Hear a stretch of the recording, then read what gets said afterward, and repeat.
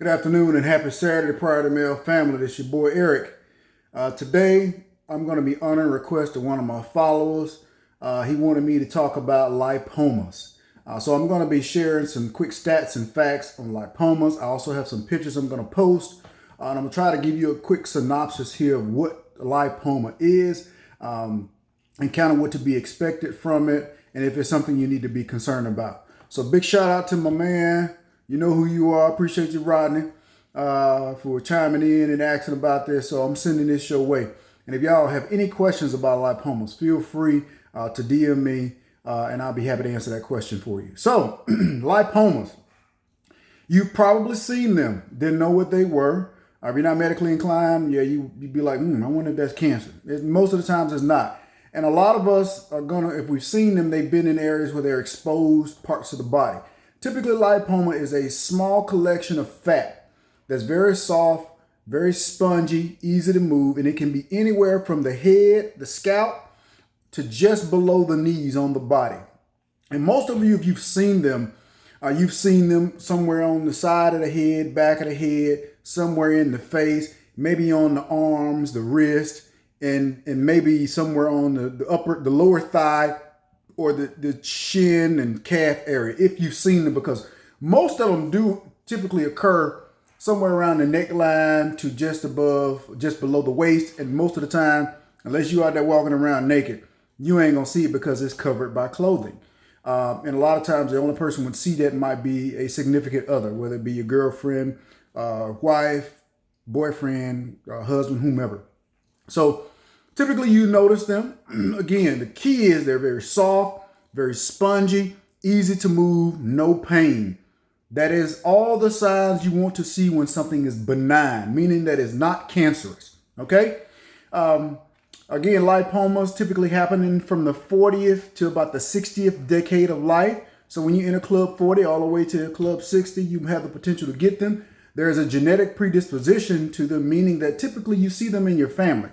So if you look like somebody in the family and they have them, you're fruit from that tree, same genetic pool, and there's a chance or likelihood that you may get them and develop them later in life. Again, they're not cancerous, okay?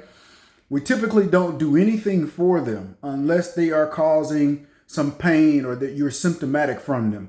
If they are compressing a nerve ending, whether it be under a muscle tissue or near a joint that's compressing a nerve, or possibly a blood vessel, which compromises or hinders blood flow, then we would go in and surgically excise or remove that, send it to the lab for pathology. Again, most of them are benign, and then we stitch you up, send you home.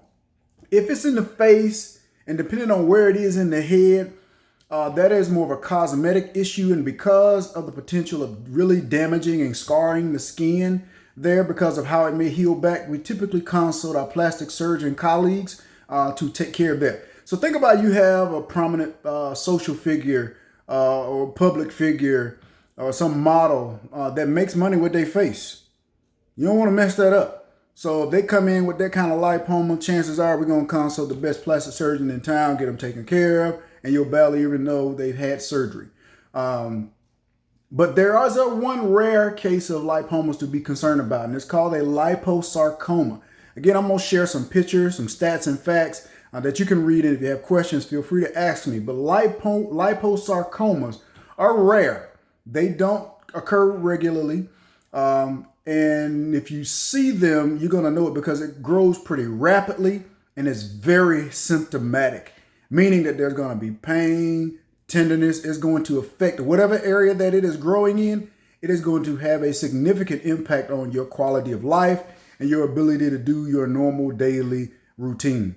But we don't see them often. And if we see them, that is going to require a significant workup to make sure we have appropriately diagnosed that. We'll likely do a tissue biopsy, CT scan, MRI, and you will likely have some OR time where we will have to put you under anesthesia and successfully remove all pieces of it, and send it to the lab to make sure we have clear margins, meaning that if it is cancer, we got all the margins and we have surgically cured you of cancer and you won't have that problem again. But we don't see that often, okay?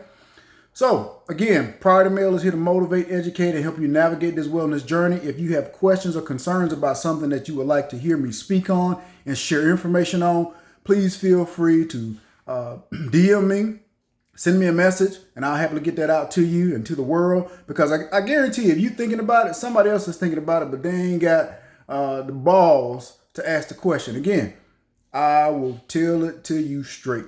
And if you want a shout out, I got you covered there as well. So if you don't remember anything, always remember that it's easier to stay well than it is to get well.